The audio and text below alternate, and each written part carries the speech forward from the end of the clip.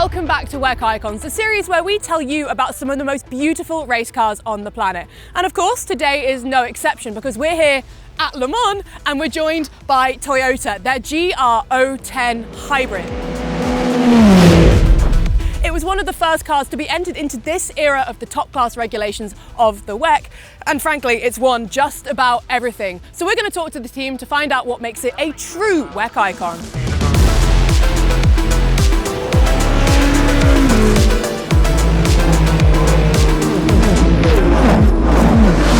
John, welcome to WEC Icons. Thank you so much for joining us. And I wonder if first things first, can you introduce yourself for me, please, and tell me what you do for Toyota? Okay, I'm John Litjens. I'm the project leader of the WEC car. I'm with Toyota since 1997, when we basically started that project. And that's basically the start of my career at Toyota. And before we come on to that beautiful beast behind us, let's start with this. Can you introduce this car for me, please? Okay, this is the Toyota GR010 car. It's built to the latest regulations of the WEC. 21 we started with it. That was a bit the so-called V1 car, and then during the course of the years now, up to 25 we did some changes. In 22 we start with a new bodywork, which is basically the same as what we have now. And let's get into the nitty-gritty. Can we start off by talking about the engine? What engine does it run? The engine is a V6 B-turbo. It does 520 kilowatt, the engine for sure. It's also in the end linked to the reliability and the regulation. If it would be fully free, maybe it could do a bit more.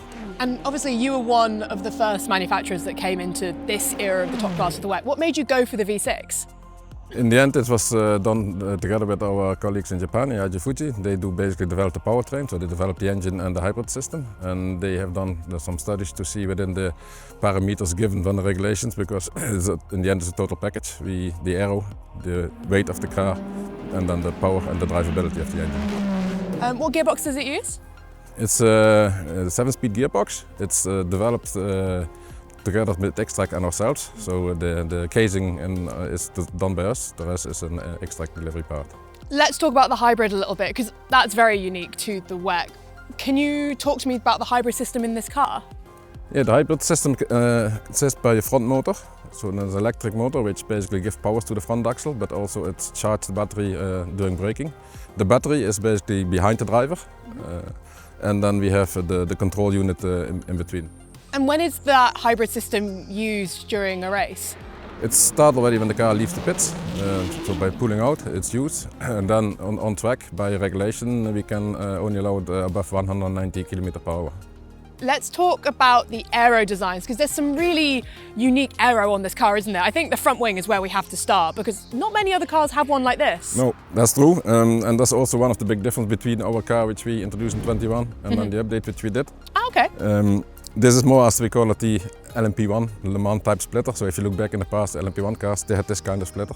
And for the behavior of the car, especially focusing on Le Mans, from all the development we did, we thought this is the best way to go. And what are some other aero pieces that you can point out on the car for me? Okay, in the end, for sure, we have the dive planes. And that is in the end just to make the aero balance what you need. So we have to find the best compromise to be also for the Le Mans, which is the parts called low downforce, or the Imola, where you need much more downforce circuits. These presumably as well? From a regulation point of view, the car has to have a certain stability. So you have to show that the car with certain speed and certain angle of the car, it does not flip off. And to do that, it's these pieces which basically help to prevent this, and as well the big shark fin on the engine cover. That makes sense. And then of course, the rear wing, which by the looks of it is adjustable, right? Yes, so each car is allowed to have one, as they call it, adjustable aero device. And in our case, it's the rear wing.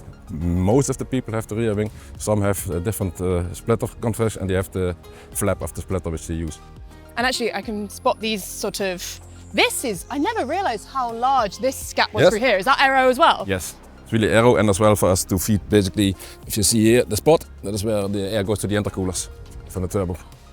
I was reading up a little about your car before we started, and the thing I found interesting was the fact you had to change the headlights. Can you tell me the story of that? Yes, the headlights, it's in the end mainly only important in Le Mans.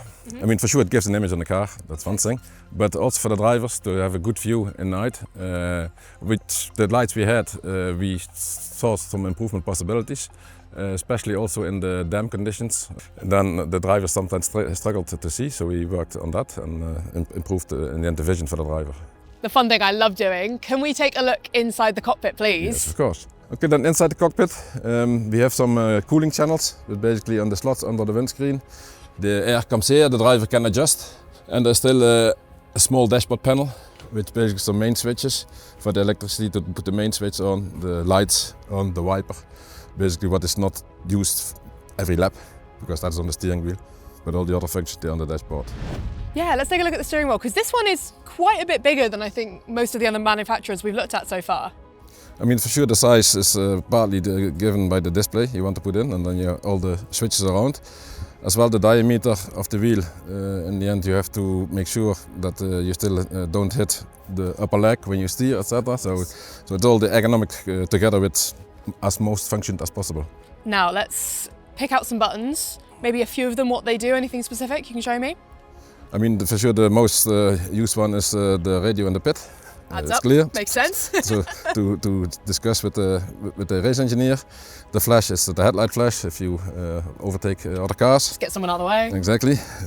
Then we have here the kill button. That's in the end if the driver has to switch off all the systems when he comes in. He kills that. Marker button, that is something when the driver notices something during running, which he later on wants to discuss with the engineer. Oh, interesting. He puts the marker button, and then this gives in the data as well as signal, and then the engineers know where to look. What kind of thing might that be that they would mark? It can be that he feels a difference than he's used to when he touches the brakes. He feels the car is a bit different moving, or a particular corner where he has, for example, a lot more understeer than he had before. Then he really marks these points to do. And then can we take a look at the back? Maybe he's got some, yes, a couple of flaps. Exactly. So these two flippers are just for shifting, so the up and down shift. And this is just for the clutch. So we have a electric operated clutch. So that's how they basically can launch the car. So this car has been so successful in the WEC, but you were one of the first to enter the top class. What is it that you think about this car that has stood the test of time? I mean, for sure, I think this the total package outside, how we work together with the Aero to get a nice, efficient car. Perfect.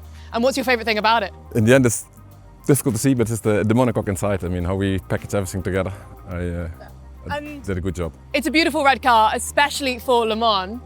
Tell me about the livery and the something special that's behind us as well. Exactly. In the end, we are now for 40 years Le Mans, and we want to look a bit back to the history, which that car, which was run in '98. And then we said, okay, let's bring a bit of this livery onto this car so we all can remember already the good times from that car. 40% chance to rain.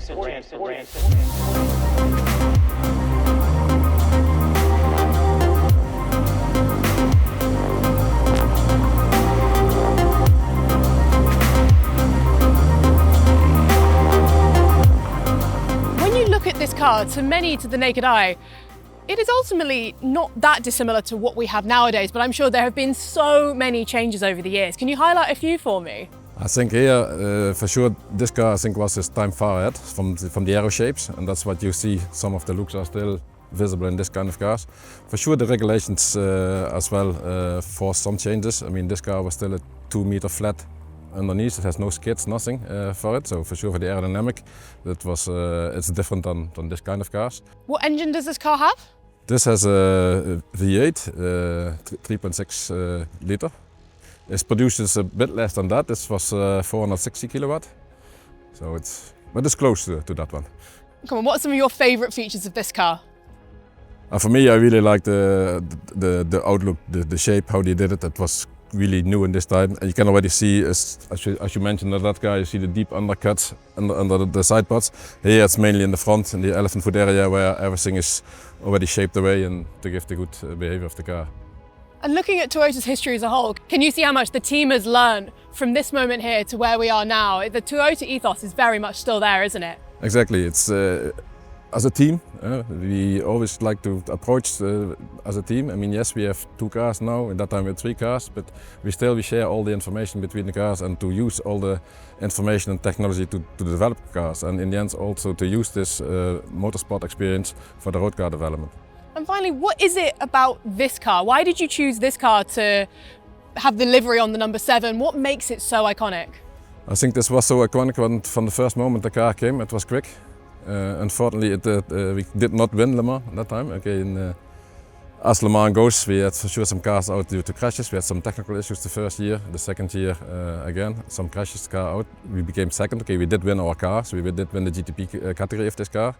And yeah, I think that's because it was such short time there, but performing directly so well. I think all the spectators, and as you probably will agree, the shape, everybody liked it. It's beautiful, isn't it?